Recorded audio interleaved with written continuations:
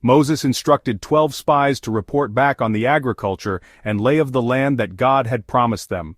However, during their tour, the spies saw fortified cities and resident giants, which frightened them and led them to believe that the Israelites would not be able to conquer the land, as God had promised. 10 of the spies decided to bring back an unbalanced report, emphasizing the difficulty of the task before them. 2 of the spies, Joshua and Caleb, did not go along with the majority and tried to convince the Israelites that they could conquer the land. It can often seem like that in our Christian lives as well. We give up our old life to follow Jesus with high hopes of a better life. But then our enemy, the sin in our nature, looms up large and threatening, seemingly impossible to overcome. We begin to feel that being a Christian costs too much, that it's too much work after all. Why doesn't God help us? God can't help those who don't want to believe. He has too much respect for the free will He has given us. In fact, without faith, it is impossible to please God. On the other hand, He richly rewards those who diligently seek Him. Hebrews 11:6. Joshua and Caleb, 2 of the spies, spoke up. If the Lord delights in us, then He will bring us into this land and give it to us. Only do not rebel against the Lord, nor fear the people of the land, for they are our bread.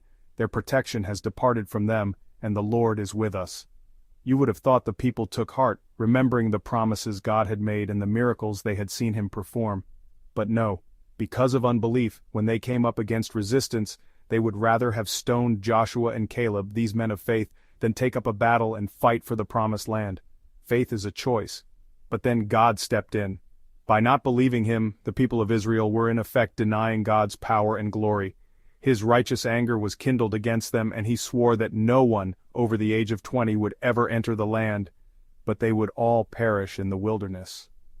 With 2 exceptions. My servant Caleb, because he has a different spirit in him and has followed me fully, I will bring into the land where he went, and his descendants shall inherit it. Except for Caleb and Joshua, you shall by no means enter the land which I swore I would make you dwell in. This different spirit was a spirit of faith. Faith means not looking at what is visible but believing that God is almighty. Faith means being obedient even when we can't see the results. Faith means action. Faith gives results. God wants us to choose to believe and choose to obey. Do you believe like Joshua and Caleb? Leave a comment praising the Lord and follow us for daily biblical messages. Thank you and God bless you.